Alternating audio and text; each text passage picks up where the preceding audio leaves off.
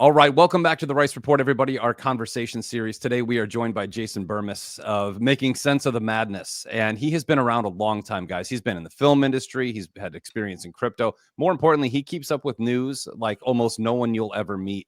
And I think we're going to kick off our topics today, Jason, with talking about this power outage in Europe. I think this is something that many people are downplaying, but we talked a little bit off camera. Walk people through what you think. We have no idea what's happening. I really hate the guys who go online. This is for sure happening behind the scenes and blah, blah, blah. I have no clue. All I know is right now, Portugal has no power. Portugal is a destination of freedom lovers at this point in time. Most people don't realize many wealthy Americans are moving to Portugal for tax breaks and for freedom. So Portugal has no power. Most of Spain has no power. They just shut off 5 of their 7 nuclear reactors in an attempt to save the environment from the ultimate form of clean energy that's ever existed on planet Earth, which is nuclear. So, Jason, what's going on out there? What do you think is happening right now? So first and foremost, I am also extremely frustrated when anybody out there claims that they know exactly what happened in a large-scale event like this, or they have insider knowledge when they don't have it, or they haven't looked at the baseline of available open source information on the topic. So let's start with the baseline of the available open source information on quote unquote cyber attacks and power outages. Who has been selling you on this more than anyone else? The Defense Department, the World Economic Forum, the United Nations, Bilderberg, which, are the real power players behind the scenes. They put this on the agenda numerous times over the past decade. They're set to meet in the next few months.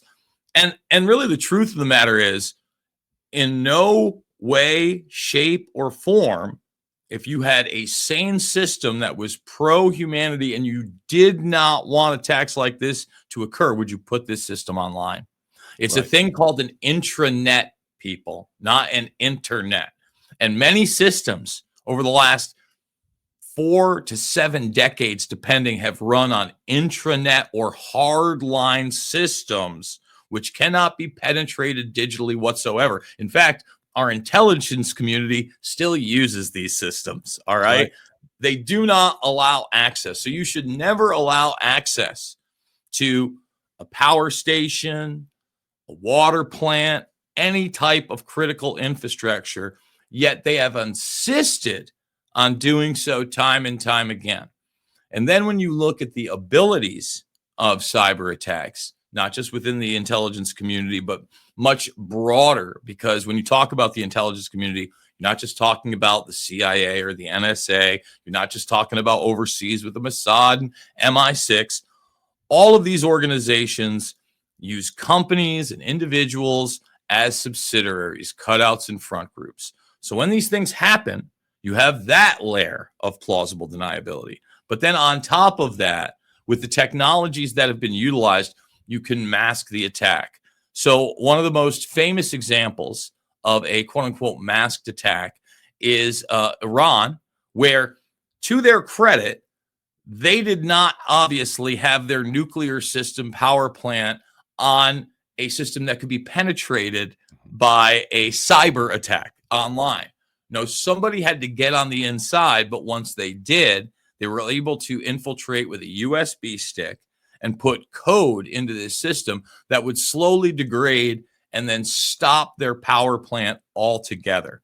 Now, to this day, there's no proving who did it, but it's been pretty obvious and acknowledged, this was one of those false flag attacks, either perpetrated by United States or Israel or one of their subsidiaries, and yet we don't know anything about it. So I'm extremely skeptical that they've set up an infrastructure that can be taken down so easily. And then you look at where it occurs in the very same place that they've already regulated energy on another level to the Western world, where they're saying you're only going to be allotted this, and you can only travel here, and you're going to be taxed for that. Oh, and we're implementing things like carbon credit systems, which any type of carbon credit system they tell you about, that is about not only the regimentation of all human beings and what they do and what they're allowed to do, but really all biological life on the planet, since that encompasses the carbon system. Biological life cannot exist without carbon. Biological life is carbon. we are the carbon they want to get rid of. And one of the more interesting things about this is like the way of thinking behind it, right? So there's always the guy online who's like, oh, I know exactly what happened because I saw this and that, and here's what it is. And they had the secret meeting 27 years ago. And like there's always that plan. But you have to look at the narrative that instantly comes out. So the first narrative that came out from a nationwide blackout. This wasn't your neighborhood. This is an entire country. Trains shut down, everything shut down. The first narrative that came out was that it was a strange weather event. That's the best part, is that it's now the weather. So what's the narrative that extends from that? It's of course going to go into carbon credits. It's of course going to go into more tyranny and lockdown in the one continent that buys into this like wholeheartedly. Like Europe's toast, Jason. I'm pretty sure you know Europe is toast at this point. CBDC coming in October. What a great way to kick off rebalancing the financial system by saying, well, look, our financial needs, we need an update and an upgrade because our power doesn't even work, right? We can't even defend against the weather. So you have the weather narrative, you have the hack narrative. Now on hacks, from my understanding, and I'm by no means an insider, but my understanding is almost all the hacks that we've heard about for the past 20 years have been inside jobs where the CIA or any intelligence agency, primarily them, puts a false fingerprint in the code and basically says, oh, it was a cyber attack. Although it was just some guy inside going, click, I flipped the switch, I turned it off. These are things that this is actual reality, Jason. So your show, Making Sense of the Madness, this is what you're breaking down. Break this event down in logical, critical thinking for the audience out there. Blackout, strange event, strange weather event, and move on from there. Yeah, what it looks like to me is preparation for more of these style attacks to not only legitimize that they can and will happen, but then you fund the countermeasures and then legitimize those through different types of legislation. And in this case, treaties, since the EU, is an outward authoritarian bureaucracy wrapped in the guise of some kind of a democratic institution. So, they'll have these faux hearings. A lot of affected people are going to demand results, and then they will try to pass this into something that's not only European, but is global, as they always do. And God forbid an event like this were to take place in a major city or state in the United States. You would hope that this administration would be smart enough. I mean, you look at the COVID 1984 nightmare, don't hold your breath. And then to this day, you talk about sticking a USB stick in and downloading information. Just think about the Russia hoax. Right now, we do have more documentation on Crossfire Hurricane than ever, where they knew out of the gates, of course, from the beginning, that Russia had not hacked them, and they weren't really concerned with that. They were concerned that the Russians would figure out the real narrative, and that's what they wanted to run defense on. But for those that don't know, they never actually admitted to what actually went on or investigated what actually went on. The sheer quote-unquote bandwidth of the information that moved into the things that would leak from the DNC clearly showed it was a hardwired device, as we were just kind of talking about.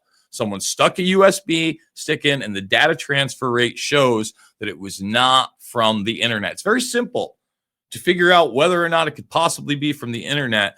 You know what your upload and your download max throughput is depending on what your service is, right? And over the years, that has changed. But let's just say fiber internet in 2016 wasn't a widespread thing. It's not a hugely widespread thing now. I am lucky enough to have it, and there's immense speeds, some that actually will exceed a USB stick now. But that was not the case then. We're talking about a fraction of the speeds that were possible, and that's something that's still not discussed with the American people. So, look, again, I think this is an event we're going to have to watch throughout the day. I think that we have to have pushback on it. And really that pushback has to be, it doesn't really matter how this happened. Take it offline. Yeah. Take it all offline. Like you mentioned nuclear power plants, right? The last thing that you want is the reactor in the hands of some kind of malicious entity, whether that's a cyber terrorist or a government individual. No, You want hardline. See, we got to use technology to empower humanity. So you want the surveillance systems there. You want the accountability there. You want everything placed there so that if something does happen, you're like, all right, who was in the building? Who had access to the room? The only room that can control the reactor. And you start there. I mean, it's a lot harder to commit these crimes when there's not this facade of we need open access. And by the way, Eric, I don't know if you know this, but small mini nuclear reactors are coming to the United States in short order. They're not coming for you months. And I.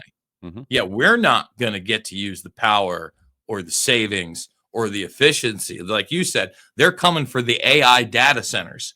Mm-hmm. Google, Amazon, Meta, they've all made this known. They've all put it not only out into the ether, but have you seen the Meta facility that's coming to Kentucky? Oh yeah, no, I build data centers. Yeah, that's part of my day job. So yeah, absolutely seen it. So for those that don't know, that data center is going to cover a large size of Lower Manhattan. The overlay of the size of this thing is absolutely incredible. And just to power this thing, you're probably going to have to put 4 to 5 of these nuclear centers on the corners and maybe one off to the peripheral just to power that data center. Forget about, I mean, don't get me wrong. They plan on a lot of automation in there, and they plan on a lot of electronics. They're still going to have to man it with human beings for now on a lot of respects. So, you know, it's in a pretty rural area in Kentucky. It's going to be interesting to see whether or not those people that work at the facility will be able to utilize this energy source. Let's say if they live on campus, it hasn't really been discussed whether or not they're going to have that. Or if there's going to be some kind of a neighboring town that's also going to be able to utilize this power. If I had to bet, I'm going to say it's going to be based in this facility alone, and it would only be so if campuses, because they don't want to let us have this efficient energy, and they don't want us asking questions. Again, all the energy in the world for the AI, all the carbon in the world for the ICBMs and drone strikes, that one of them will be more than your carbon footprint in your families with one strike. Yeah. All of that, but they want to regulate everything you do and tell you you're killing the planet. Yeah, and these SMRs are a fascinating topic because we just met with one of the groups developing them in Austin, Texas. And, you know, right now containment is the issue, not power generation. So obviously containment of radiation is very important. But when these things come online, you're talking about something the size of like a kid's desk in an elementary school, like really just kind of that size. And it powers, you know, some of them could be larger at a gigawatt, but most of them are a couple hundred megawatts that'll last 50 years with one payment. You're buying it one time, using it for 50 years. 100% correct on that. Most people think that we're resisting AI right now. We are absolutely not resisting AI. We are not governing it. One of the main topics that I cover on Twitter Spaces all the time is decentralization, open source code. Like if you don't have decentralized open source code for AI, we're slaves. There's no other way around it. Like that is literally when you have Larry Ellison in control, who is going to be installing some sort of mirror monitor on your home to make sure that every item you buy at the grocery store is taxed to an oblivion while he's injecting you with mRNA vaccines that were made on AI. Nobody can prove that they work. This is the environment we're going into. We talked a little bit about like Starlink, and like this is a confusing time, Jason. So like I always tell people, like give everything time. When you hear an event, give it time. If you're listening to someone who 5 minutes after it happens says, I know exactly what happened, 100 out of 100 times that person's wrong in some capacity. Sometimes they're right. It's a good guess. But when we're looking at power outages, I'm going to guarantee the first thing that comes back online in Portugal is going to be Starlink. It's going to be the first thing that comes back online. 100%. I would not shock me. And again, Starlink is that information skin that is going planetary that NASA discussed. I mean, they've discussed it for a long time, but in particular at the Transformers conference in 2016, they talked about this artificial information skin around the planet. And again, that's really what's happening with SpaceX. We're not going to the moon. We're not going to Mars. That's not real. They are constantly launching not only Starlink, the Blackjack subsidiaries, which is the DARPA program, but they're weaponizing space. and that's been going on since the Reagan years. The only real question is, what kind of treaties do we actually have in the exosphere and the thermosphere with the Russians and the Chinese? There's a reason they're on the ISS. There's a reason that's still the joint program. A lot of people don't know this, but a couple Russian cosmonauts and Don Pettit just came down from the ISS, I think, a week and a half ago. Not even. You can watch that landing. It's not the Katy Perry landing, everybody. They're actually returning to the atmosphere. They're actually in space. It's a whole thing. But they give the facade. They want to show that because they want everybody can go to space. And people don't realize the heights and what the Kármán line is. They don't know how far away the moon is or how ridiculous it is to say we're going. The Van Allen belt exists. Well, I'll tell you this. All right, so let's talk about some news. Did you know that human beings went past the Van Allen belt for the first time since the Apollo program about 6 months ago? I did not. So this is how they really hide what's going on in space. There's these small stories, and then they blow other stories up. So about 6 months ago, SpaceX did send one of their Dragon capsules up about 900 plus miles. So this is the furthest that any human being has gone since the Apollo. They went with 2 men and 2 women. So this is the first time any woman in space has gone that far. To give people a baseline of where we are now, the ISS is about 250 miles above the planet in low Earth orbit. Katy Perry and the gang went about 60 miles, like 61, right at that Kármán line. That's not, it's on the edge of quote unquote space. Right. Whereas the Russians have never gone beyond, I think, about 290 miles. So just about 40 miles beyond the ISS. And they were kicking our ass in the space race. They had the first man in space. They had the first multi-mission. They had the first woman in space. You name it. DARPA was really set up because Sputnik was the first satellite in space, which then created ARPA and essentially the competition for them. So they've claimed now, and again, I have no way other than the video that they show, and it's a long one, their spacewalk, but they went, again, about 900 miles. I think it was like 1,200 kilometers just beyond the Van Allen belts, supposedly, and they went outside of the capsule a little bit. So one of the other issues, like I watch all these spacewalks. I have DVDs, 50 years of NASA. I read their white papers, all the stuff. There are certainly things to be skeptical of, and they have certainly faked footage in the past, but there is a lot of real stuff out there, and there have been a lot of real deaths on that way. Space is a very dangerous place. Like, and they want to make you think it's like in the movies, like we're all doing it. That ain't real, folks. And that's because this control grid, if they set it up correctly, it is track, trace, database 24/7, 365 with sensors and equipment and weapons if they want to use them against the populace or their enemies at the snap of a finger. So, what we're not paying attention to is a real problem. And Musk is the #1 defense contractor on the planet and has been for some time. That's a thing people don't realize. So they're showing you, like, the idea of utilizing rocket technology even to go those distances, that's not a real thing. No. It's otherwise other nations would be doing ludicrous. it. It's unbelievably ludicrous. First of all, the idea that basically space is essentially the same thing as a vacuum beyond the exosphere and the thermosphere, when you see how much is different from our atmosphere to our stratosphere, that's a ludicrous thing, but they've sold the public on that. Most people, again, aren't taking the time to even kind of scrape past the surface, which is unfortunate, right?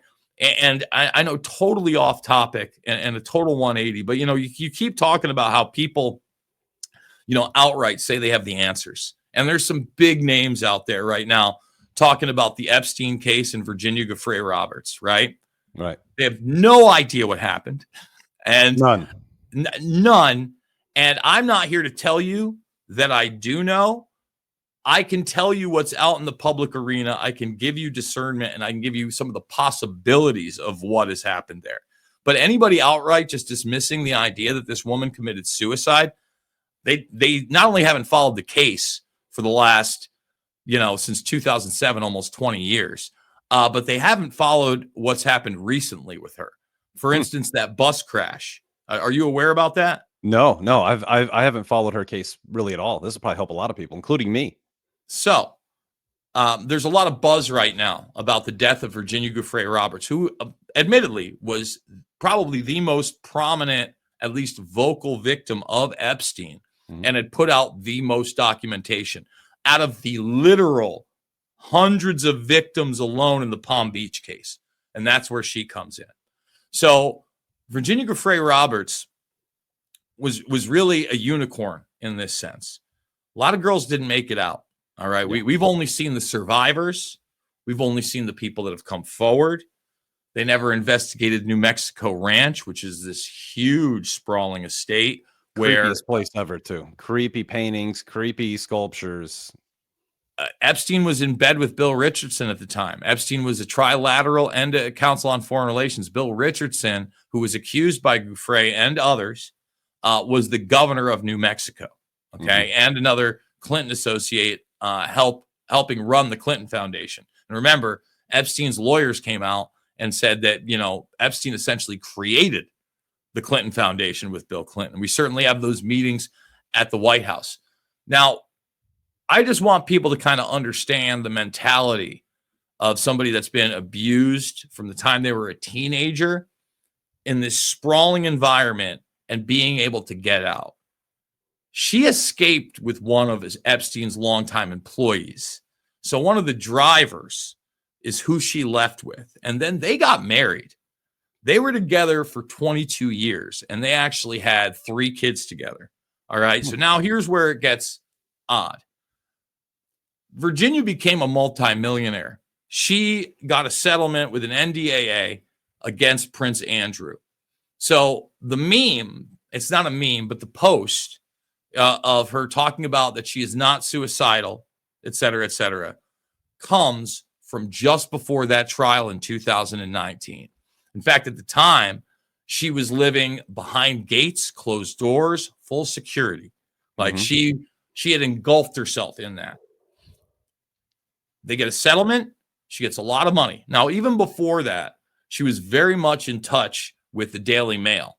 So the Daily Mail over the years would get exclusives on Epstein that would come from Virginia Giuffre Roberts. And I think that's important because they get some exclusives on the stories that I'm about to tell. So recently, her and her husband had separated. They're in the middle of a divorce. He has custody of their children. The oldest is 19, 16, and 15. Okay, these are 3 teenagers.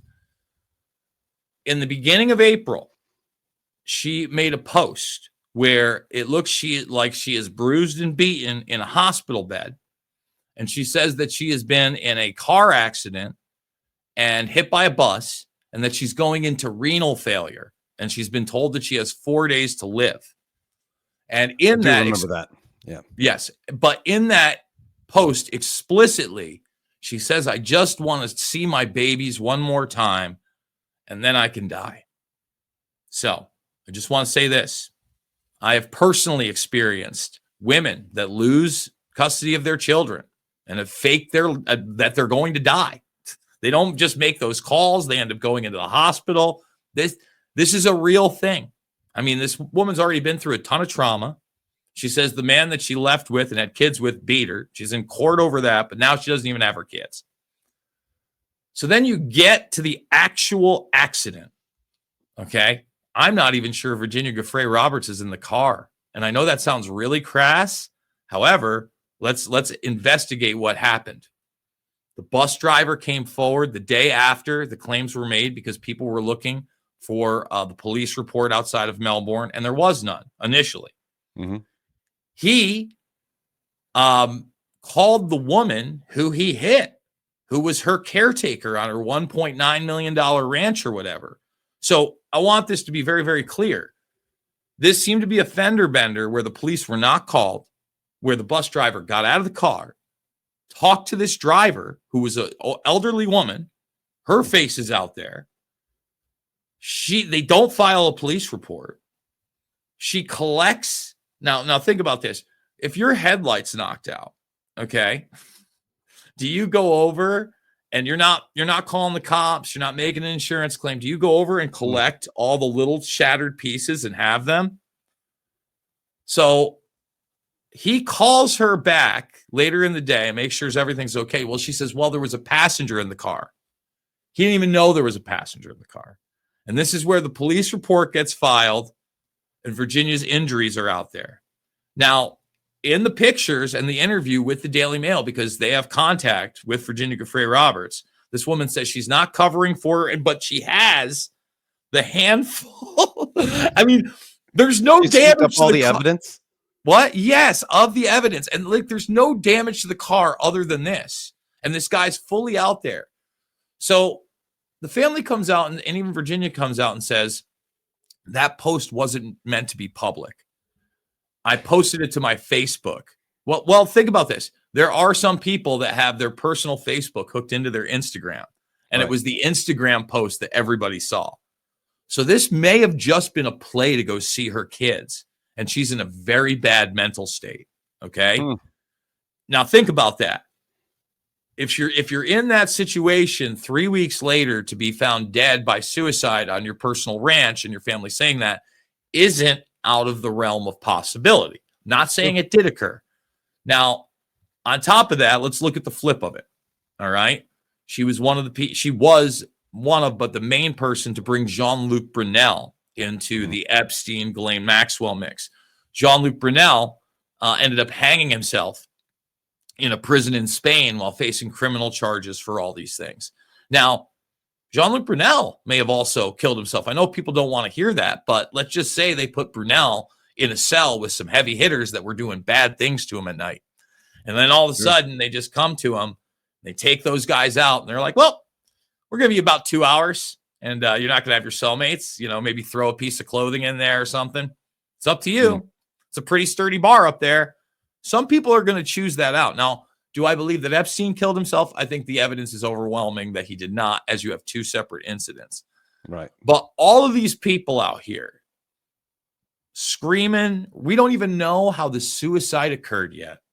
We don't know if it was pills. We don't know if she shot herself, hung herself. Let's say that you have the foul play. You have a multitude of suspects out there. It's not just the very powerful that don't want her stories out. Her documents are in the ether. Pam Bondi has those. Her lawyer, Bradley Edwards, when he won against Epstein, he had you talk about, you go watch that press conference. I played it yesterday. They're in front of literal piles of documentation. So, you think to yourself, 2 feet tall. Yeah. Huge. Yeah. 3 feet, maybe more. I mean, it was ridiculous. Yeah. So, those people might be less likely because she's already gone on the record, right? And probably to law enforcement. If you want to say murder, maybe somebody on the inside that wanted her money or property. She is now a millionaire. She's been living in Australia. That's also a possibility outside of this. I mean, the big hopium possibility that we would all really hope for is they're actually going to do something with these Epstein documents, right? Because again, that's another very naive thing for people. They have videotapes, they have hard drives, they have binders full of burned discs and photographs that are labeled with victims and those powerful people. Do you think that they can release that to the public with people not in jail of prominence and say, here you go? No. Right. Yeah. They would have to first bring investigations, then indictments, then during trials, those documents would become more and more public. And then subsequently after the trial is when they would actually be in the public arena. Do you understand what criminal trials of this nature with powerful people, you're talking half a decade plus in some of these cases. Yeah. And the biggest news story in the world while it's happening. On by far. Every single case, if they actually release these documents. So again, I'm not holding my breath. I would love it if that were the case. And, Virginia Giuffre Roberts is working with authorities right now, and they actually are going to start arresting people. I think that's kind of hopium, but I just see everybody out there is, I don't believe this, and it doesn't smell right. And I understand that frustration because there's a lot in this case that doesn't. But if you just peel back the layers a little, you know, all I'm doing is reading and looking at what I can see with my own eyes. And this bus driver doesn't seem to have anything to hide. This is a very rural area. You can see the road. It's clear that there's something fishy going on there. We know, I mean, you know, this is an almost 40-year-old woman, you know, in a traumatic state that has just lost her children to a guy that she's been with in a traumatic state that she said has physically abused her. I've seen so many nonsense comments. She looks dead in that photo. No, she doesn't. You know, no, she doesn't. And that, in fact, there's a lot of questions about that photo, but dead she does not look. And, you know, who has control over her social media account? She had control over her social media account. Again, she was in touch with the press at the Daily Mail. You know, people, I'm not always an Occam's razor guy, because when you look at Occam's razor, it can often be skewed. For those that don't know, the simplest explanation is often the correct one. But if you don't have all the pieces of information, you don't always know what the simplest, you know, outcome really is. So in this case, look at the baseline of evidence. There are no definites. And I think that people need to use that more and more, because I'll give you another thing that drives me nuts here, Eric. Please. The heroization of Conor McGregor after he was convicted of a vicious sexual assault where he should be in prison.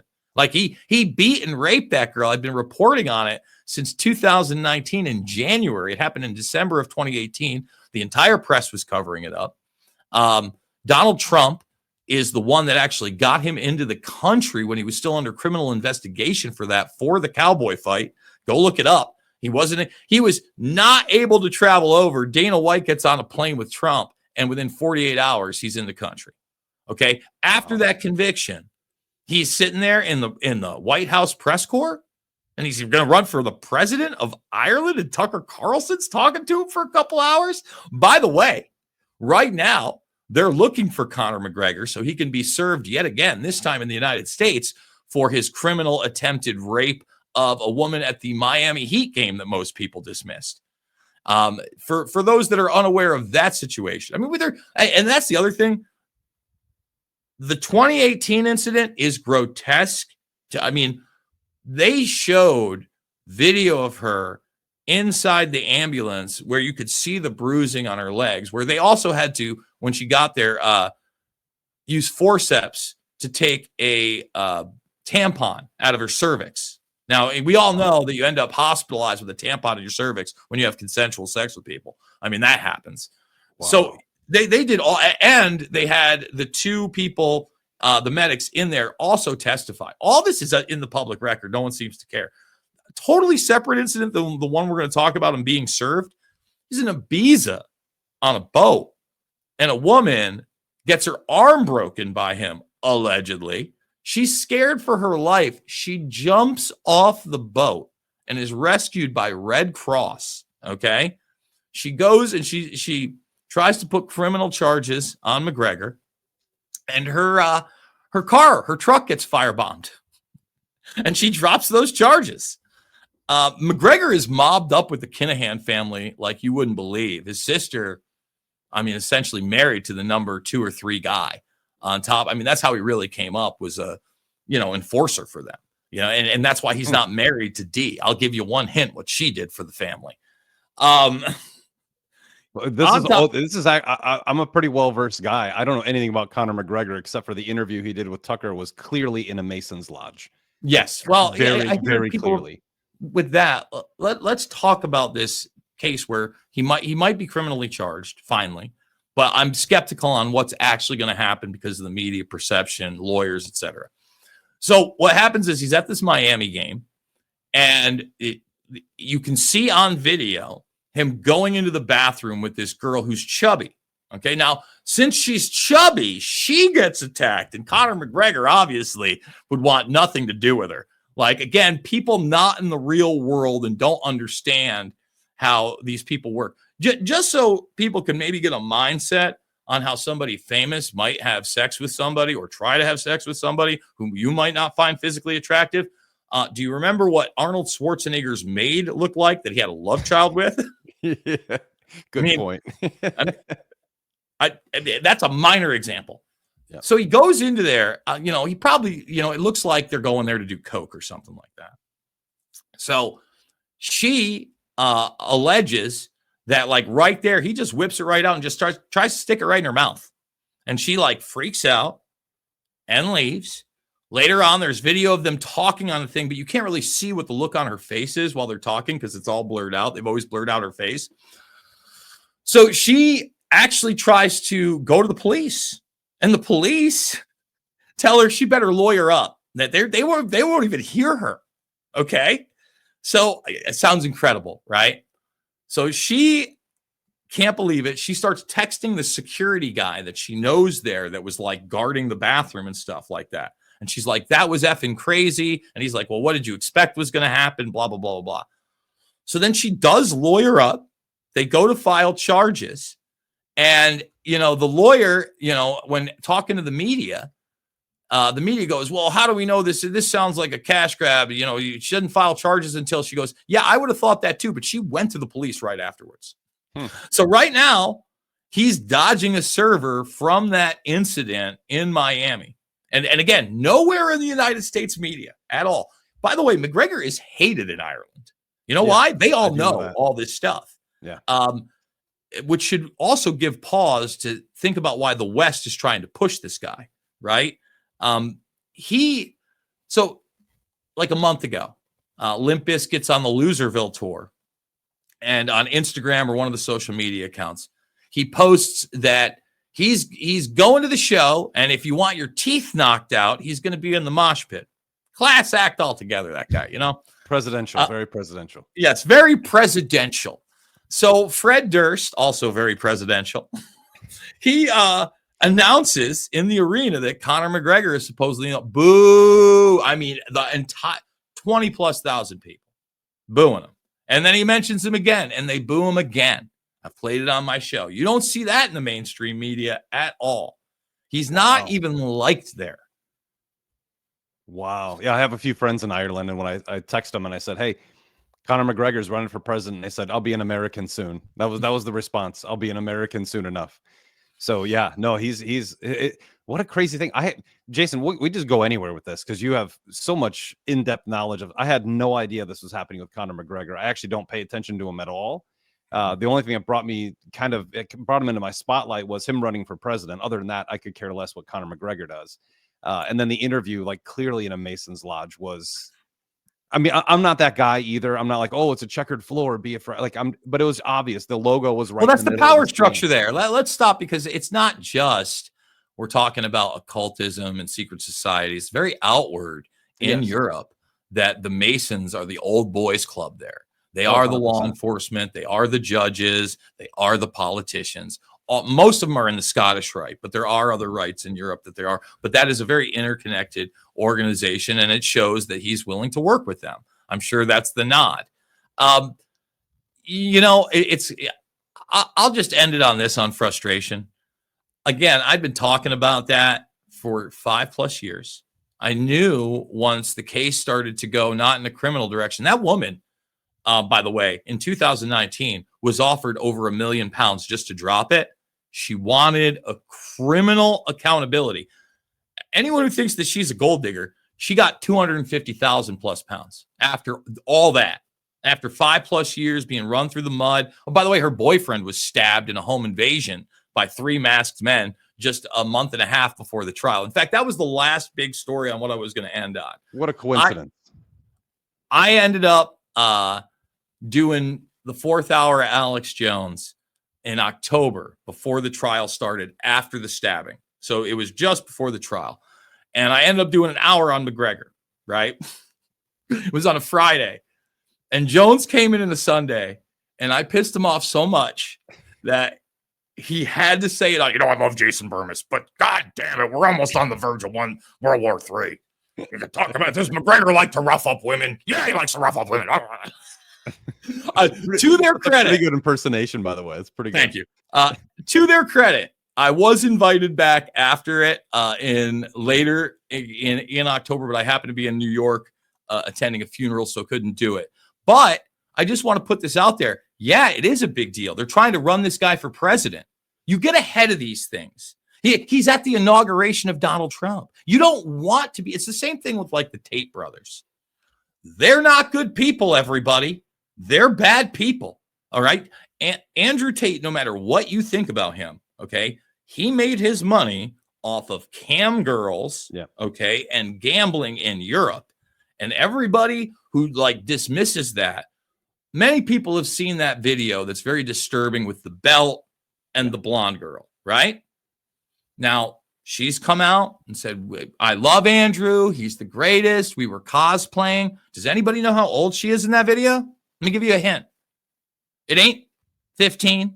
It ain't 16. It ain't 17 or 18. She's 14 years old in that video in her underwear with a grown man with a belt threatening her.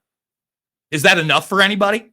Right. I mean, what else do I need to say? If you're going to sit here and you're going to opine about Epstein or the immigrant children, let me repeat myself. That's a 14-year-old girl on videotape with that guy. I've got, a 14 to 15-year-old niece. 15-year-old's about to be 16. I'd have his head.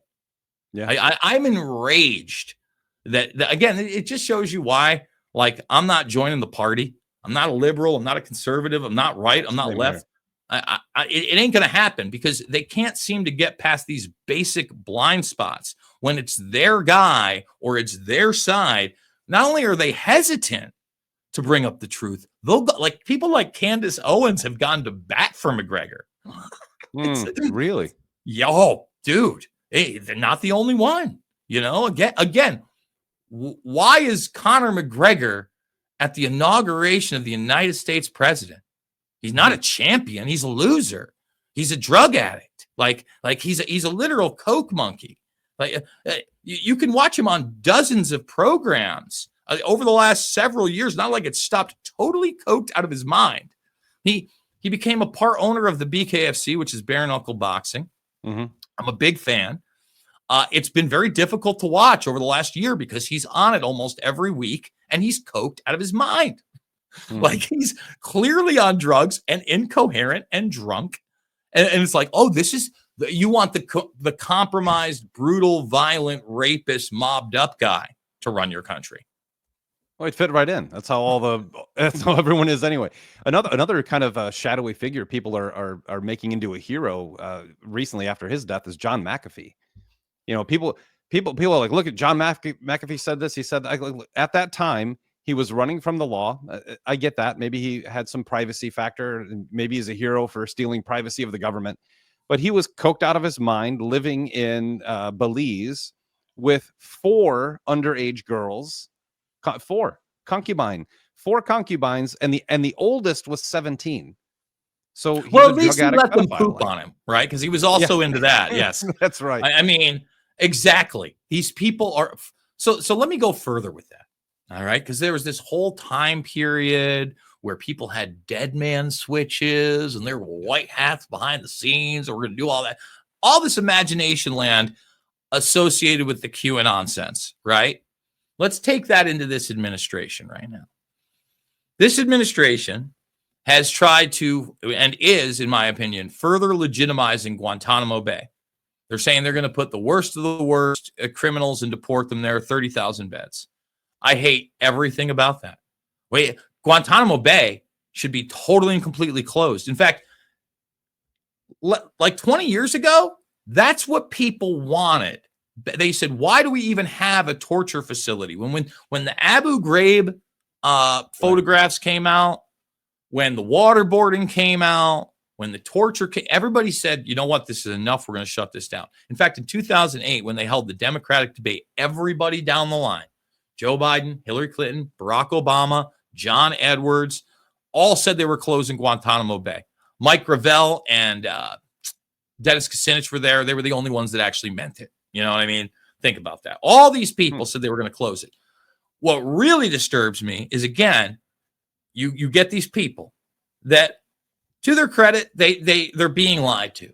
And they discover they're being lied to. But instead of doing the hard-nosed work of actual research, they want to go on message boards, and they want to go on social media, and they want to cite unnamed sources and white hats. Well, my favorite podcaster says he has an insider, and they've got John McCain at Guantanamo Bay right now, and he's up for trial.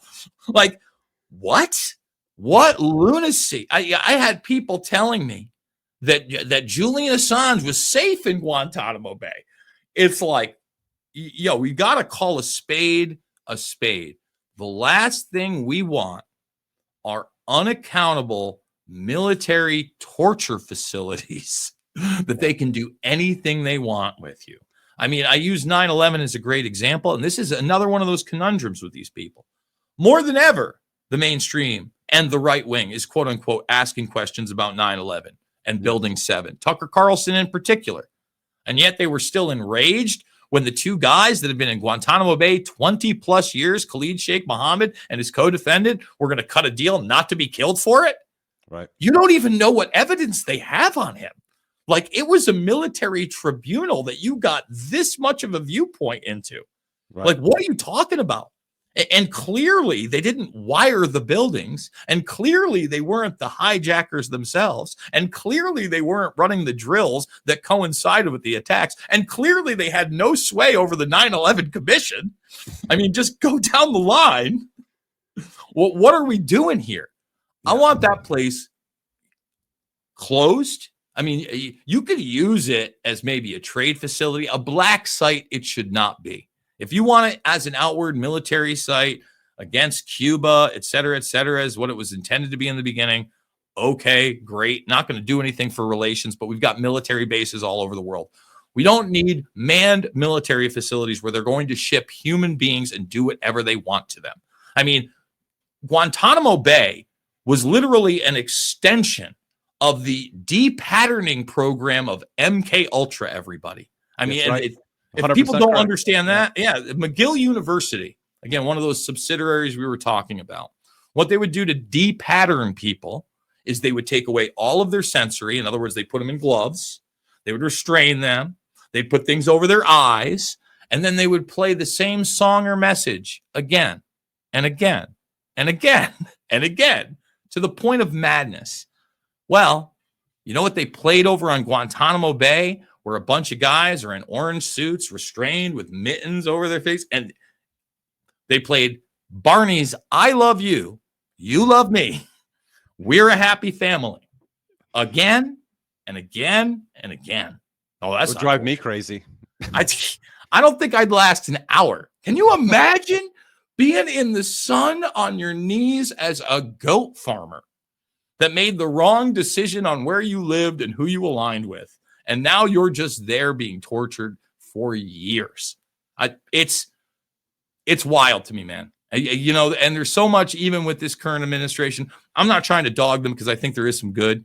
I'm giving Trump about an 80%, but there's so much bad too that people aren't talking about. Like, you want to start deporting people based on their political affiliations and whether or not you like what they have to say about Israel. To a foreign country, to a foreign prison, deporting naturals to a foreign prison. Where have we gone? Have we gone that far off the deep side? And like, you know, I try to, you know, listen, I don't know anything. I'll be the first one to say I know history. I can quote history all day long. I don't know what the future brings, but I certainly 100% don't discount anything. Maybe the Q people are right. Maybe these people are right. Maybe they're right. I don't know. But what I can see in front of me is a totally different story. Not to discount the fact that perhaps the reality we perceive is a complete lie. Like, this is kind of the intended target, like Obama said at the Bilderberg Convention. You know, the whole purpose is to flood the public forum with a bunch of raw sewage so nobody trusts anything anymore. But there are things you can trust. Like, we should not be deporting naturalized citizens of the United States to El Salvadorian prisons, period, point blank. It doesn't make any sense. With you, man. And it's wild to me. And it's not like I'm against deportation. And it's not like I'm against due process, right? We got plenty of prisons in the United States. All right. I mean, we got plenty. The prison industrial complex is real here. Now, you get them through due process. I'm not for or I'm not against, again, sending people back. You know, I'm not against that either. Yeah, I'm for it. Yeah, I'm all for it. And that's where people get confused. At the same time, I do think, and I know some people are against this, but if a family's been here for 20 years and they're paying taxes, you don't give them citizenship, but you actually do give them a path to naturalization like anyone else, the test, a certain time period, et cetera. And it seems like they're going after some of the softer targets at this point. I saw what happened over the Biden administration. I was literally on some of those planes that got delayed. It is totally, and a lot of those were very young people. I'm talking about teenagers, not escorted with adults, and usually male teenagers. But you'd have the females there too. I was there when they had the Wrangler, and he's getting Subway with like the head chick and the whole nine. I can't even believe that happened in this country, and that we facilitated it with our money while it was denied, but it did. I think that has to be reversed, obviously, but I don't want the extension of, oh yeah, we're just going to put them into a gangland prison in another country. That's insane. I don't want them at Guantanamo Bay. That's insane. I don't want our policy to extend that we're going after college kids that are protesting in a certain way. That's insane. And he hasn't done it yet, but he spoke about it on the run up to, I don't even know how you'd make it legal other than an executive order. And I think that could be challenged in the Supreme Court. But he talked about making burning the United States flag a criminal act. Look, man, you may not like people burning the American flag, but it's a piece of cloth. And if I own it, I could do whatever I want with it. Now, if I'm burning somebody else's flag on property damage, whatever crime I'm committing, that's a different story. But you don't make that act a crime. And we don't need hate speech laws. Hate speech is allowed. It's called the First Amendment. That's right. I don't have to agree with these people. But if you don't defend the most abhorrent and disgusting speech, literally up until the point of physical harm to another human being, then you don't know what free speech is. It has to be that way. Yeah, on the flag burning, I'm indifferent. You're right. It is your property. You can do as you please. That is part of property rights. If you haven't read Ayn Rand, please read Ayn Rand and how important property rights are. It is the American flag. So I do have a patriot in me that doesn't like seeing that. Does it need to be illegal? Defacing statues, absolutely, go to jail for 10 years. But if it's your property, you can do what you want.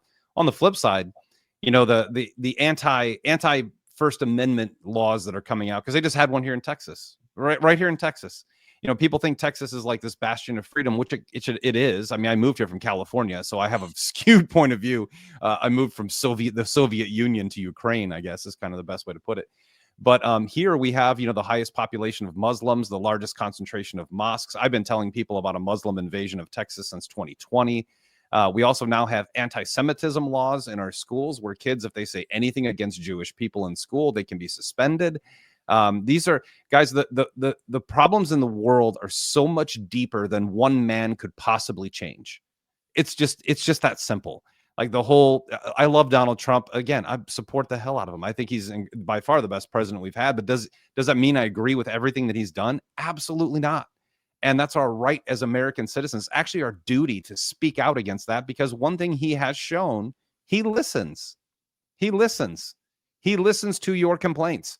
But when we have all these people just defending anything, right? Like, again, free speech, it could be as grotesque. It could be the most offensive thing you've ever heard in your life. You're allowed to do it here. That's what makes this place great. The problem isn't government controlling speeches. It's society, morals, and values. That's should be who's actually watching over our speech. We should be preaching a better message to each other, not running to daddy to silence the opinion that we don't like.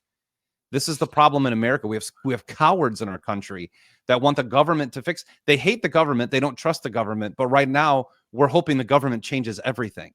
Like, these are idiotic tendencies that I'm seeing. I mean, just look at the conservative movement 18 months ago. We don't want AI. AI is it's the beast system. No crypto. We don't want crypto. Now they're like, yeah, bring on crypto. We'll be the capital of the world for everything because Elon's doing it. And Elon, we're going to save $2 trillion. Sorry, it was like 64 billion. But like, hey, we gave it a shot. And by the way, he also probably behind closed doors is constructing at least 500 billion in contracts for new space exploration and internet usage. This is just the way the world works. It's not like I don't want to beat up anybody and conflict with anybody, because everyone has you also have the right into this country, Jason, to believe anything you want to believe. You have the absolute right, and I support that. I don't know. You don't know. But what we do know, you and I do is we follow facts. And people don't listen to things oftentimes, because I remember a year and a half ago on one of my podcasts, I said, as soon as Ukraine and Russia dies down, which will probably be a few months after Trump takes office again, you're going to see India and Pakistan pop off. Well, that's exactly what's happening right now. These things are predictable in nature. You can see how they work. Why are they predictable in nature? Because there are things hidden in plain sight that don't get coverage that your show covers quite a bit. InfoWars used to. Some of the guys outside of Alex are doing an incredible job. I'm not a big fan or big follower of just about it. I read books. I don't even watch podcasts. I read books. They can't change the words in the books. Nobody can edit it after it's printed. And I can form my own opinion, and I can reference everything in the book.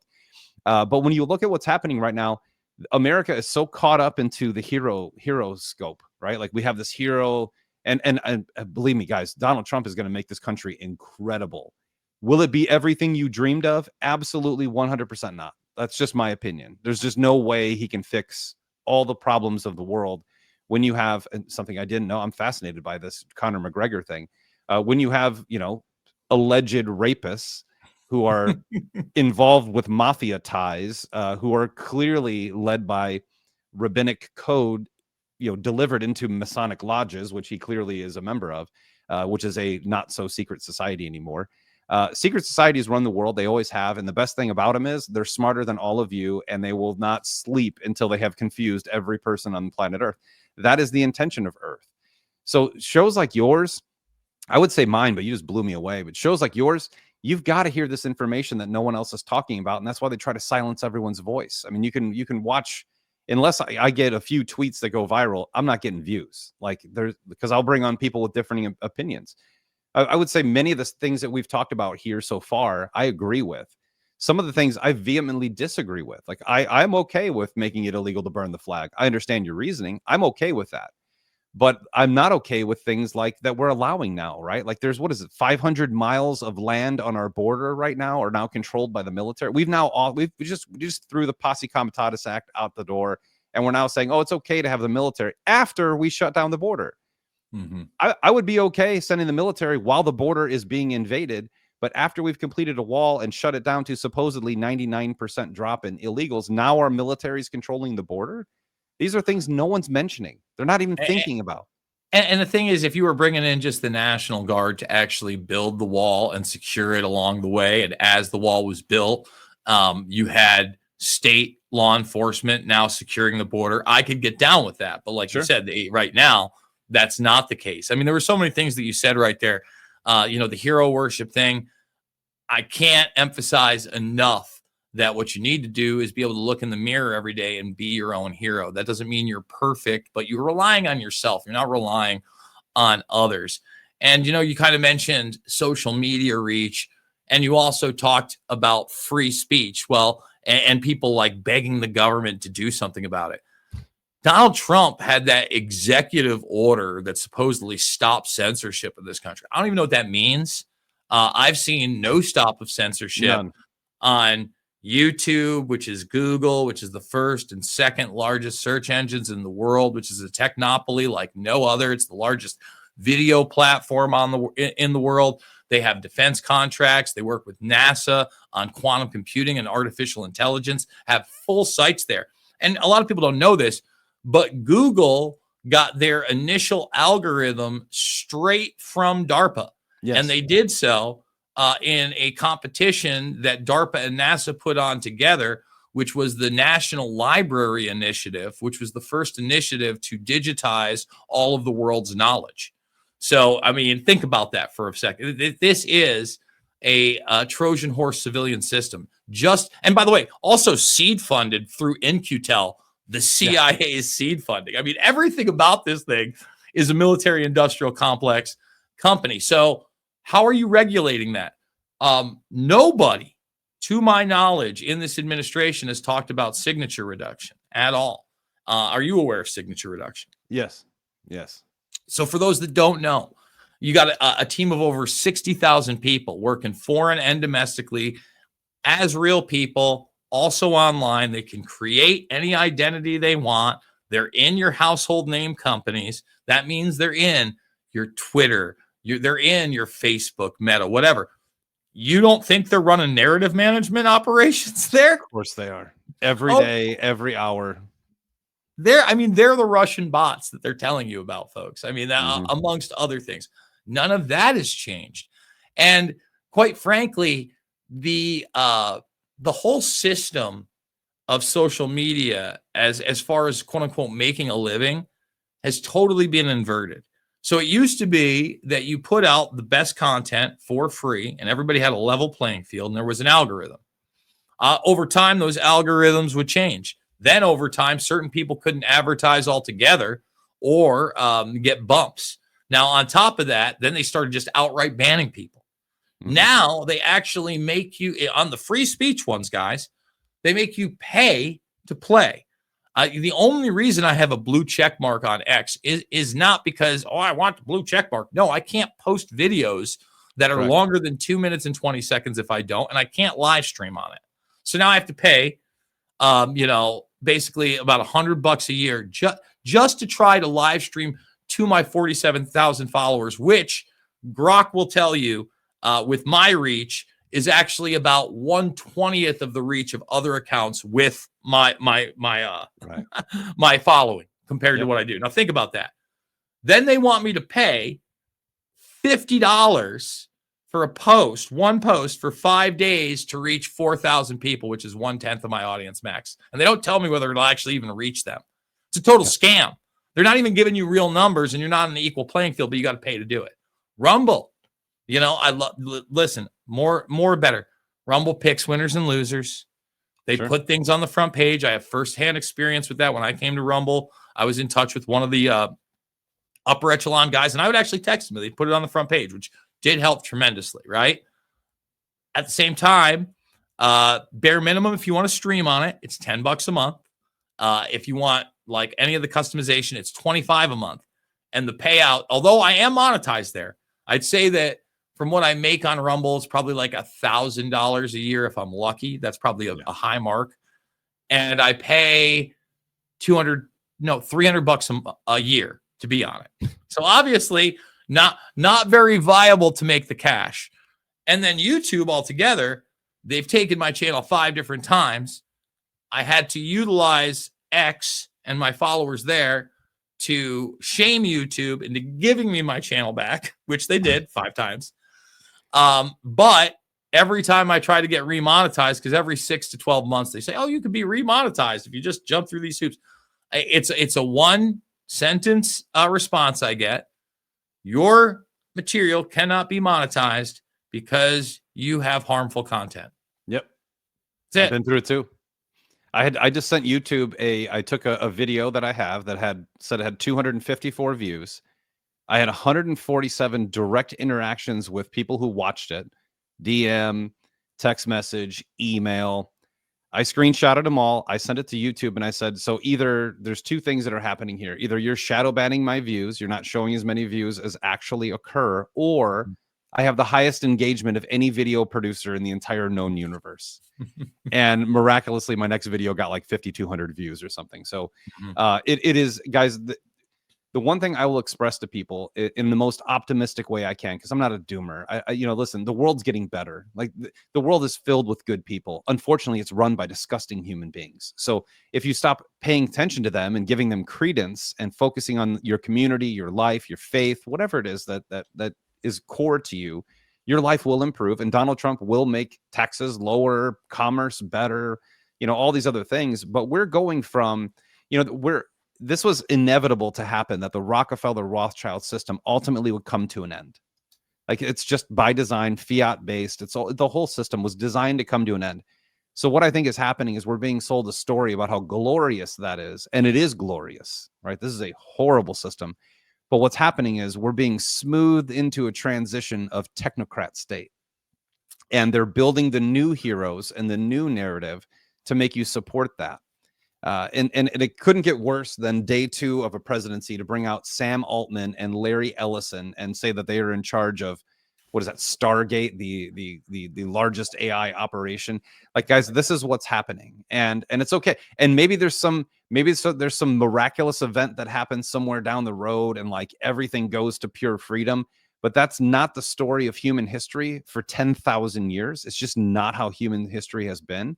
We have seen patterns of less tyranny, more freedom. They go in rotation, and thankfully, we're going into this pattern of freedom, and a lot of wealth can be built. That's what I focus on mostly, is finance. A lot of wealth can be built by normal people here coming very soon. But in the end, I think that you're right. You just have to look at facts. There's facts, there's fiction. It's a pretty simple model that we live in. And some things you can't, unless I can guarantee that it's fiction, I will never discount something as fiction, even if it's a kooky idea that I think is ridiculous. I don't know. I've seen weirder stuff happen. I have seen so many weird things happen, and it's not even like 1 o'clock on Monday. We've already seen a power outage blamed on the weather, right? Like, this is already an entire nation state has no power, but it was clearly climate change, guys. Like, they just play this game with you all the time, and it's not ending. It's getting worse. Like, that's the thing people don't realize, because the narrative changes to what they want to hear, but they're not reading the whole narrative. And the whole narrative is the same story, just phrased differently, where now it's like, these are your new heroes. You know, I love the oligarchy tour from AOC and Bernie Sanders.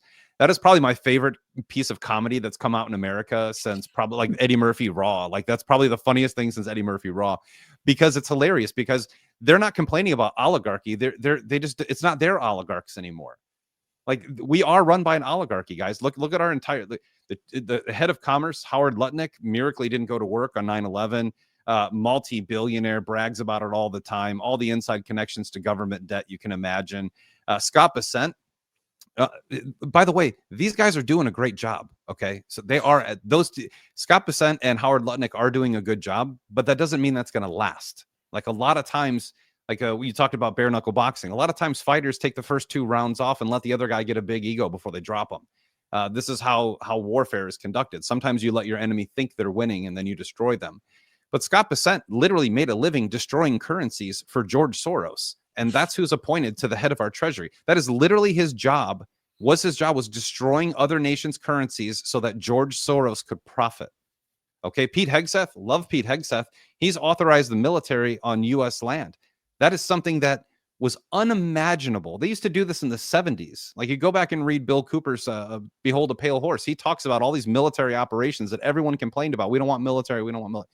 Now everyone's begging for the military to come on our soil, even though the border's closed. I would rather, if you're going to use military, start getting more than 116,000 immigrants out of here and stop calling it, mass deportation. That's a normal deportation. It's like a 80% uptick of a normal deportation. Let's call it mass, use them the right way. But we're living in this land where, like, Pete Hegseth, his entire, he literally gave a speech who said Zionism is Americanism, and that his goal was for Israel to rebuild the third temple. Do you Christians know what that means? Do you know what the third temple means? I mean, we just live in a crazy time right now, Jason. It's so refreshing to talk to you, because you're less crazy than most people. But I would assume that most people you talk to probably think you're literally insane. And it depends. I always try to find some point of agreement and get a feel for a person before any kind of politics come out. Certainly, if you let me go, there's going to be a lot of people going, well, but, to its credit, with all its downfalls, the magic box is right here. So, I'll give you an example. I met Kurt Metzger for the first time a couple years back in person. He was one of my buddies was opening up for him, went down to Wisconsin, and Musk came up. And I go, Musk printed up the hate and lie shots. And he goes, what do you mean printed up? I'm like, the mRNA shots. I go, he printed them up. And he goes, what are you talking about? He doesn't even understand the technology that was utilized with the mRNA and really the vector. Both of those are nanomolecular printers. So for those that don't know, Tesla, which is not a car company, the only reason you think it's a car company is because it was subsidized as the first EV company that they wanted to put out into the general public arena and partner with, because they had full control over it. I mean, Ford had tried to do it, GM, none of those worked. All of a sudden, Tesla does it. Well, they're the ones also building the Optimus robot, which is a humanoid robot, which again, we don't need humanoid robots. They don't serve another purpose other than to dehumanize you and replace you. If you want to build robotics, why build them? Why not build them more efficient? Yes, right. Exactly. There's so many other, in fact, they have been built many times more efficient. I mean, when you're in an Amazon factory, you don't build a person to move the pallets. No, you build a little round object that goes under the pallet, lifts up and goes zoop and brings it over. They partnered with CureVac, so Tesla and CureVac. They built the bio nano factories. You can see Musk all masked up in front of these things, telling you they're the best thing since breakfast. Now, do you really think that he took those? Do you really think he was injured by his own technology? I mean, come on. He made $600 billion during that time frame. He outpaced Buffett, Gates, all people, Sergey Brin, that you're concerned with, but you're not concerned with that guy.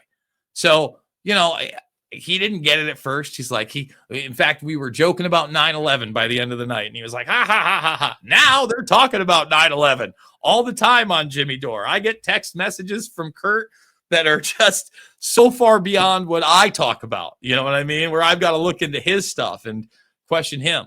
And I would just say this, you know, I'm in total agreement with you that we really don't know anything. You know, I always tell people I'm 45 years old. I barely have like this much knowledge of that. That's why when you start getting into, you know, 100 years ago, 200, 1,000 prehistoric times, I question it all. From carbon dating to, you know, obviously American history, global history, human history. I think that's very, very healthy to remain skeptical on everything. And like I say, I listen to everybody, but at the end of the day, have discernment, right? Be willing to go that extra mile. Be willing to, again, listen to people that you normally wouldn't, or opinions you normally wouldn't, and then weigh that evidence against what you believe. You know, I'm not afraid to change my opinion. I'm also not afraid to be wrong. I try not to be wrong in the sense that I put out a definite and then it's wrong. Like when I said there's no way that they're going to allow Joe Biden to be the presidential nominee in 2020 because he has dementia, and then he was. Got it wrong, guys. Got it wrong. Said there wasn't a snowball's chance in hell. Boy, did I get that one wrong. I mean, we're going to be wrong as human beings. And that's, you know, not the only thing I've been wrong about. But I'd say my track record's pretty damn good because, number one, I don't delve in definites. And number two, I do look at, quote unquote, the forensic evidence that's out there. Not just what people say, but the video evidence, the white papers, what can be demonstrated. Always been a tech buff. And really, you know, you talked about this technocratic future. That is the next big thing, which is the transhumanist movement, which is really what I've got my eye on. And I focus a lot on because, like you said, with people like Larry Ellison and Sam Altman up there, with artificial intelligence basically being controlled by our government right now through the Chief Artificial Intelligence Officer program, where essentially if you are a software or hardware company, you have to have one of these individuals embedded in your company. Mm-hmm. They need a security clearance of at least top secret. They then need to be vetted by the government. And then they are at full audit mode on all of those technologies directly to the government itself. The only entities that will not be audited and do not need to be audited, guess what? They're the intelligence communities and their subsidiaries. That's 100% right. Yeah, people oftentimes like pass this stuff up because they've made a hero of Elon, and Elon's done great things. Like, don't get me wrong. Like, what he's doing right now is great. What his intentions are, I don't know. I don't trust anyone. I trust my family. I trust Jesus Christ. I trust my faith. Other than that, everything is up for grabs. But people are kind of like navigating this the wrong way. Like, our country has gone from being ruled by Rothschild Rockefeller to being ruled by the PayPal mafia. You know, you haven't mentioned Palantir and Peter Thiel in all of this, or J.D. Vance and his association with Peter Thiel, who made J.D. Vance. You haven't talked about David Sachs, who was the COO of PayPal, is now in charge of AI and cryptocurrency in the country. And Elon Musk, obviously the founder of PayPal. Like, the PayPal mafia, who everyone hated 3 years ago, everyone hated anyone associated with PayPal. Every conservative in this country, and and by the way, changing your mind is a sign of intelligence. When new information comes to light, change your mind. Not advocating on what topic to change that on, but I've done it 1,000 times in the past 3 years, and more evidence comes to light. The one thing I'm fascinated by, Jason, is how 3 years ago, when I would say anything about any of the PayPal, they're PayPal mafia, they're connected to DARPA and the CIA, and now they're like, oh my gosh, David Sachs, he's great, and David Sachs has done a great job. He has done, and he sold off all his holdings, which I appreciate. No one seems to be talking about Peter Thiel and Palantir anymore, except for stock traders who realize that they have an inside track on just about everything. So obviously, new contracts will be coming out for Palantir that'll make it profitable. Well, actually, I'm part of the Independent Media Alliance that has people like Whitney Webb and James Corbett, and we just did a forum. They weren't on the forum, but Last American Vagabond, Derek Bros, myself, Kit Knightley, and quite a few others, Steve from Slow News Day. We had a long discussion on Palantir and Peter Thiel. And Whitney Webb knows everything about Peter Thiel and Palantir. Who's that, Derek Bros? No, Whitney Webb. Oh, yeah, she's great. But Bros is really great, too. So is Ryan from the Last American Vagabond. In fact, Bros brought up the fact that Thiel is now investing in nuclear technologies. And I did not know about that, but I brought up the AI centers. I would say probably my favorite clip this year, and I mentioned it on the broadcast, is when Thiel is confronted about Lavender, the AI system that was utilized to target 35,000 plus individuals via this Gaza conflict. I can't even call it a conflict. It's a slaughter. But you look at that, he is very uncomfortable. Have you seen that video yet? No, I haven't. Oh, man, you need to watch it because they ask him about it. I've never seen him more uncomfortable and more unprepared for a question. He gets red-faced. He gets really choked up. He really doesn't have an answer other than, well, I don't think that we should be dictating foreign policy from Cambridge. Peter Thiel and Palantir are essentially the next level of not only track, trace, database surveillance globally, but global warfare. They're heavily embedded in the Five Eyes nations. Now, with that comes the United States, basically Europe, Canada, Australia, and of course, Israel. All right.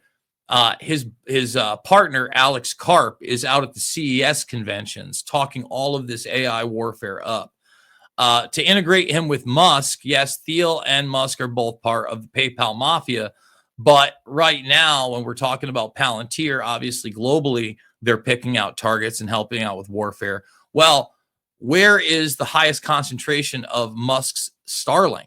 Well, the dishes in highest concentration are actually in Ukraine. And they're in Ukraine not only just for the communications of baseline, but they hook directly into the Ghost and Sidewinder missiles. So this really is the future of warfare. And I would encourage people to go check out my 2013 picture, Shade the Motion Picture, which we have a large section on Thiel, his connection to Bilderberg, of which he's a steering member also. He'll be meeting across the board from people like Eric Schmidt. And this year, they have now inducted Jens Stoltenberg as a steering member. So this is his first year as a steering member. He's been going for the past several years as the head of NATO. As people may know, he just recently resigned, but obviously he is going to be the mouthpiece and liaison for NATO and its policies at this meeting. So, yeah, no, I'm extremely concerned about Peter Thiel. And Peter Thiel, like you said, not only was the push behind Vance, but was very, very integral in that last lap of Trump being elected. Remember, Thiel ended up on the Joe Rogan podcast. They started talking about Epstein on that podcast, et cetera. People on the peripheral that watched that probably thought Thiel was some kind of a hero, you know, and in conservative circles, libertarian circles, he often is. They don't understand about the technologies that he's invested in. They don't understand. I mean, talk about a guy that's not really for free speech that pretends to. Maybe you don't know this, but he's the guy that took down Gawker.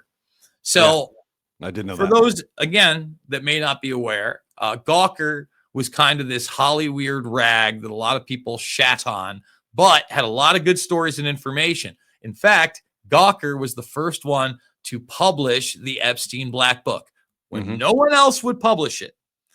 Gawker took Nick Bryant's work, and actually, if you see the original one before it came out in the court cases, it has their watermark all over it. So Gawker, again, it's a Hollyweird rag. It's a great site, actually. It was did fun. a great job. Yeah, it was a good one. It was a good one. They published parts of the Hulk Hogan sex tape, and basically, Hulk Hogan had been set up by his friend and DJ, Bubba the Love Sponge, to have sex with his wife, and they taped it. And I've actually been on the Bubba the Love Sponge program, and I had a regular spot on Bubba Radio on another show called Dangerous Conversation.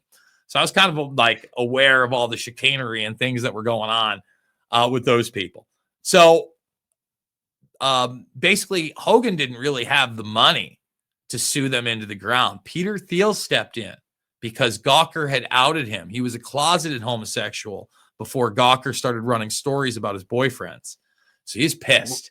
About Hulk Hogan's boyfriend? No, about Thiel's boyfriends. Oh, so he's out. Thiel comes in. Closeted, yeah, sure. Yes. Well, he was at the time. Right. You know, it wasn't official. So he was pissed. And so he bankrolled Hogan's lawsuit against them, which put them into bankruptcy. And, you know, you could talk about Alex Jones being the first test case that they wanted to silence. They took Gawker out. Gawker had to go completely. So Thiel was a big part of that. It was real quick. Yeah, they went out really quick. And people forget about that. So those are the type of people that you're dealing and Thiel's a smart guy. You know, I know that everybody says it's Barron Trump on the podcast train, and I'm sure that's part of it. But Thiel bankrolled he was Trump's technology secretary in the first term before kind of stabbing him in the back in the very end, you know, and you got to wonder, you know, I feel like Thiel got in again this time around because he saw that it really was going to be too big to rig and better to get on the winning horse and back in the good graces and push this technocratic, I always say it's a technopoly agenda because there's really no competition, but certainly this AI command and control agenda where there's a certain level of technology that you and I don't get to participate in, but Thiel and his cronies essentially get to control. And I mean, that's the future of America. That's where we're going right now. Everything is leaning in that direction, and yet it's garnering tremendous support. It's fascinating to me, Jason. I don't know how we've got a good idea how we got here, to be honest with you. We got here because they provided comfort, and comfort provides a lot of ability for people to become apathetic. And now we have people who are very incurious. America is maybe the least curious it's ever been in its entire existence. All of America, by the way, 50 years ago, go back, I'm 48, so I can go back to when I was like 7 or 8 years old. All the adults would sit around the table and talk about what we'd consider conspiracy theories. That was how America used to be. We would question everything. Now we question nothing. We just want free money from the government and to do as we please. It's just, we've really lost our way. So I'm glad that you are still sticking to this. I barely remember the Hulk Hogan thing, but it also makes sense why Hulk Hogan's now, you know, famous again, has a successful beer company.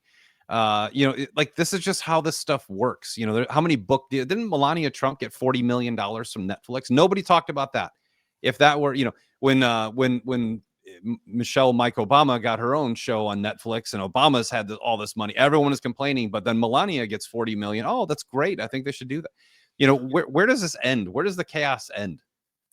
I mean, I don't know if the chaos ever ends, right? Like I always tell people this, you know, you talked about an opportunity to create wealth. I've never been, I thought I was going to be like a money crazed kid because I grew up dirt poor, and it was really 9/11 that kind of changed things. I'm around your age. I'm 45. So at that point, just my whole perspective changed on what was important. But money is certainly important. Got to pay the bills. I want the best for my nieces, you know, the next generation. Always good to have some type of finances in the background in case of an emergency, medical or otherwise, things happen in the world. I always tell people that these agendas, especially when we're talking about digital currency, when we're talking about really technology in general, artificial intelligence, not just in the realm of, you know, audio bots, but video, that's all coming. We got to navigate that. So you got to decide, you know, what you really, you know, I don't have any physical gold, but I've got plenty of physical silver. Not crazy amounts, but enough to barter with, right? Sure. I think that that's a good idea for people's investment. I don't have all the Bitcoin in the world or all the Ethereum. I got a little bit. I got several bank accounts just in case. Not like any of them are exploding, but again, there's choice. I've got some cash on hand. You know, after the COVID 1984 nightmare, if you're not stocked up on rice, pasta, and canned goods just in case for a month, I don't know what you're doing. Don't forget beans. Everyone forgets beans or protein. Don't forget your beans. I mean, we're a big black beans family. Let me tell you. You know what I'm saying? So you know, those are some baseline things you can do pretty cheap and you can do incrementally. I've been around, I guess, the fringes of extremes. You know, again, I was the first guy that Jones ever gave a show to on InfoWars all the way back in like 2008, 9. And I remember then people calling in and talking about the financial collapse and the death of the dollar. And I'm not going to pay my taxes. And I'm like, well, I'm not going to tell you not to pay your taxes because I guarantee you that even if the dollar implodes, you're going to be responsible for those. Yeah, the IRS is alive and kicking, guys. It hasn't gone anywhere. Nowhere. It's still very much alive and kicking. They sent me a letter on Friday. Yeah, I love that rhetoric, right? I said that, abolish the IRS, love hearing it. You know, and when Doge came in and they fired a bunch of agents, I go, look, hard for me to argue that one. Fire more. I don't think you could fire enough IRS agents. I'm not naive enough to think that it's going to change overnight, or that if it does change, it's necessarily going to be in an uber positive direction, especially if you've tried to game that system, right? Yeah. So, you know, I know there's a lot of people out there that are trying to look for an easy fix. They're looking for a magic signature, you know, the sovereign citizen movement. I've been around for that for a very long time. I'm like, yeah, you probably get away with it and not be too worried about it if you don't have any kids or property. Yeah. Or, you know, you have nothing, no ties. Exactly. Go for it all you want. Try to do something. And then all of a sudden you're going to find yourself in a heap of trouble. So again, there are certain societal norms and laws that we do have to abide to that are spoken and unspoken. And I just feel like ignorance is not bliss, right? And that's the big thing. You don't want to put your head in the sand. As disturbing as some of this information can be, it's better to know it so that you can navigate it later. Like, again, COVID 1984 nightmare, very early on, looking at where it came from. I'm like, well, it's a 99.9% chance that this thing is not natural. And then as soon as you got the sequencing that it had HIV in it, that was it. That's all I need to know. You know, I'm like, that's it, folks. You know, and I remember talking about the hate and lie shots before people had sequenced them and seen what was inside them. And I was constantly talking about SV40, simian virus 40, being used as an adjunct all the way back in the polio vaccination. And how it had actually not only caused cancer in people that took that shot, but there were actually cases, Eric, where their infant got the shot and individuals got cancer from changing the diapers of their infant. And they won in court. Okay, I mean wow. That's something that's never discussed. So I could not believe that they had the balls to sequence SV40 into the mRNA shots. And initially, when I saw that reporting, I wasn't sure whether, you know, I'd seen who was saying it. I had the vice president of EcoHealth Alliance on my program a couple times, Andrew, man, what is his last name? It's killing me. I can't think of his last name. And I asked him point blank if that was the case. He's like 100%. 100% they sequenced that in there. Think about that. That is insane. So again, I'm glad that I knew it. I'm glad I was telling people. It sucks I couldn't reach everybody, but I feel extremely vindicated. Now that people, whoa, I can't believe they sequenced that in there. You know what I mean? Like that's the reality of the situation. So just like with everything, know what you're putting in your body.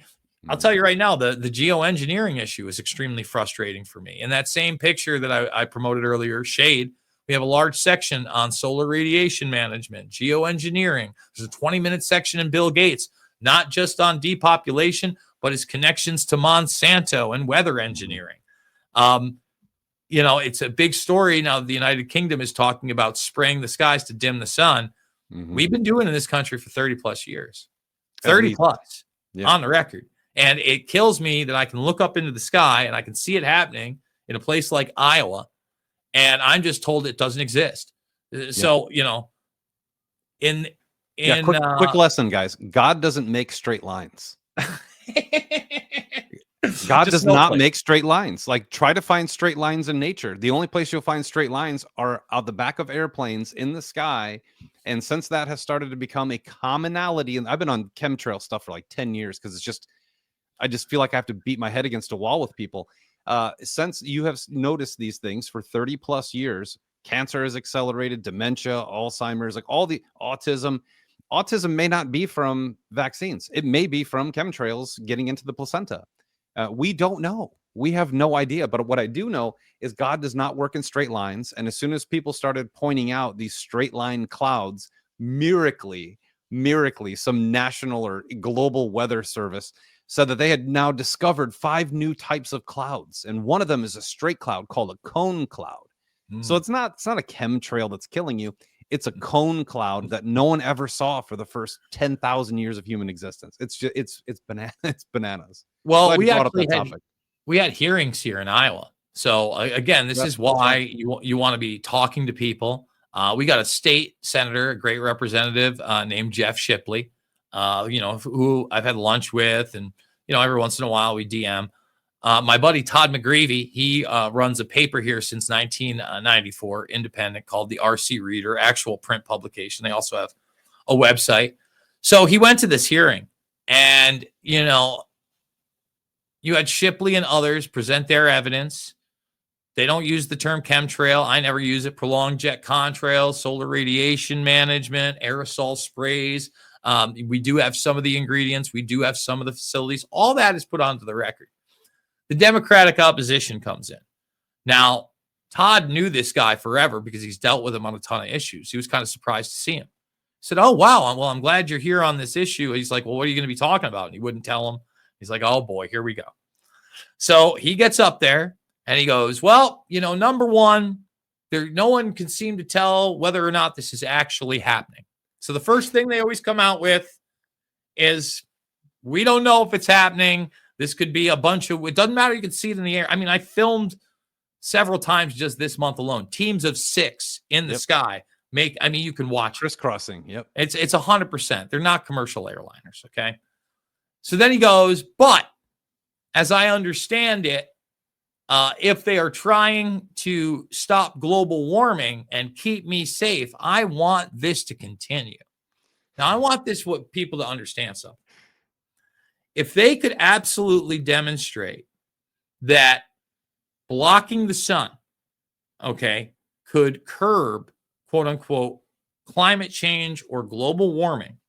Again, this has been taking place publicly in their own white papers and on video for 30 plus years, since the 90s. You would never have to do it in a populated area, ever. The planet is huge. It's huge. So you want to demonstrate that this technology works, you could run a 5-year or a 10-year experiment starting in the 90s in an area that, of course, since every area has biological life, where you could test the ecosystem. It would not be one with human beings. And then you could present that evidence to the public, and then we could decide whether we wanted to do this. Big hint, they never did that. And on top of that, man, it's killing me. I can't. Herman Kahn. Who's Herman Kahn? Herman Kahn is one of the archetypes that was utilized in Dr. Strangelove that was supposed to be part of Strangelove. So it was Kubrick's buddy, Herman Kahn, who, when you look at this guy, he makes, in some instances, and he's an interesting guy, Henry Kissinger look like a Sesame Street character. This guy, he helped create the World Economic Forum.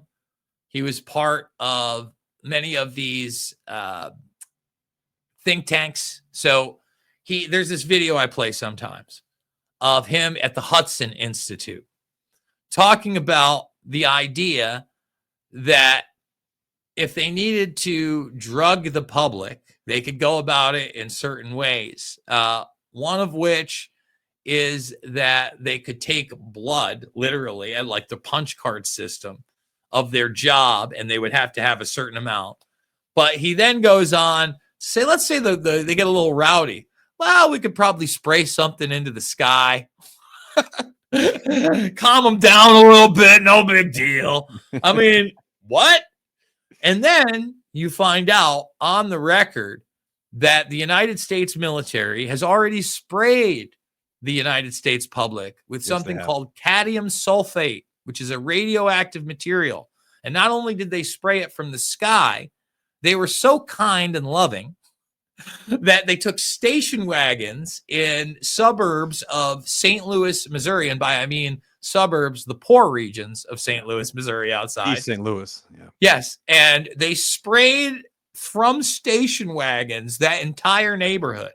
And they told them that it was a drill to beat the Soviets in case they were to come here to our soil on America, that they couldn't see the targets. That they made it all the way to the dead center.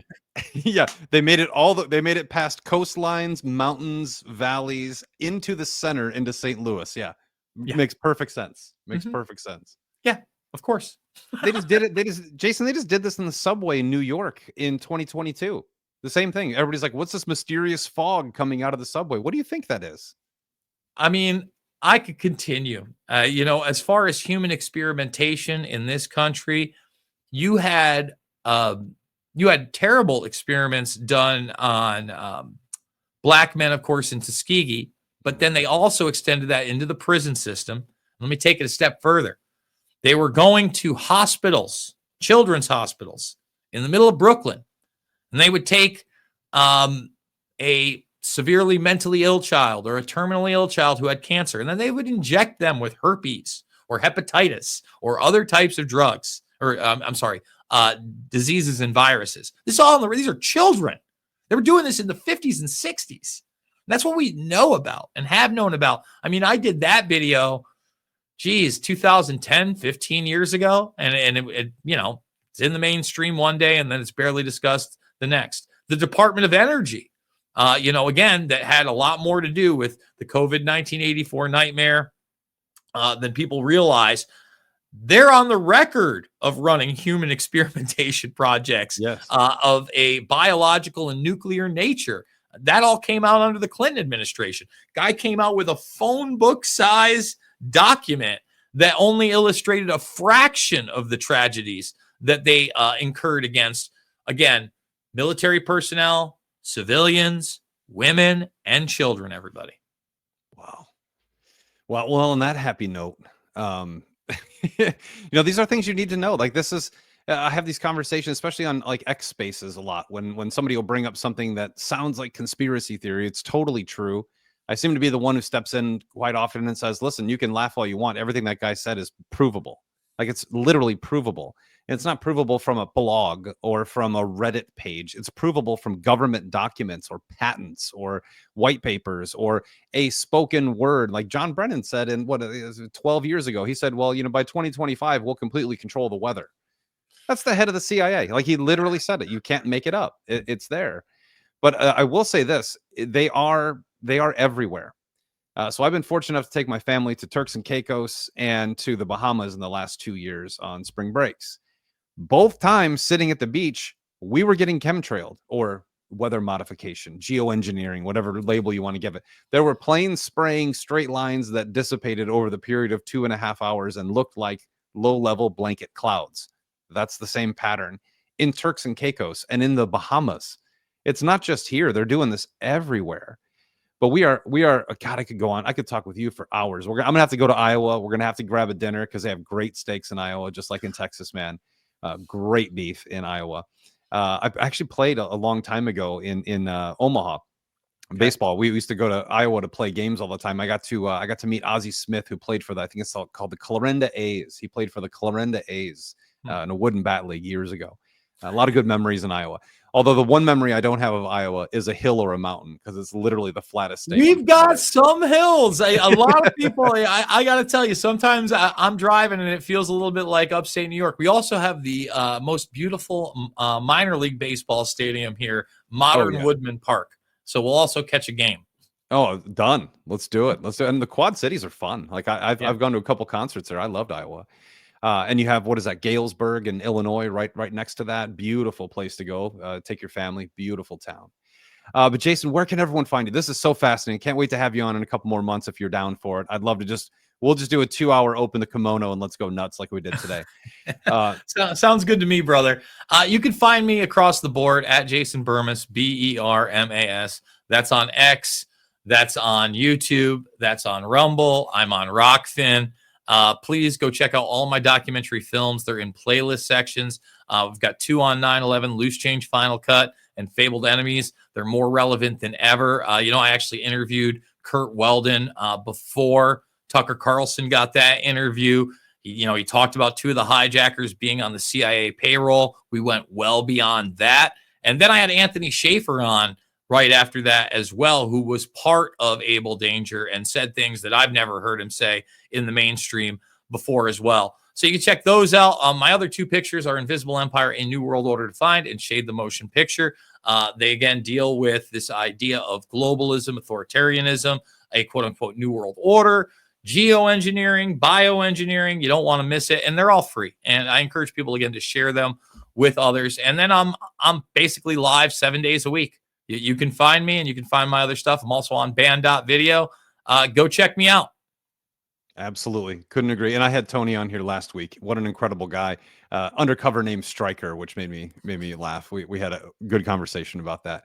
Well, Jason, thank you so much. I wish you all the best. Everyone, check out his shows, the information. As you can tell, this guy is a absolute depth of knowledge, and pay attention to everything he's saying, because I rarely have a guest on here who mentions almost anything that I've never heard before. And I would say out of the hour and 44 minutes, I would say half of the time I was just sitting here learning. So thank you for sharing the information. Thank you for coming on here today. Thank you.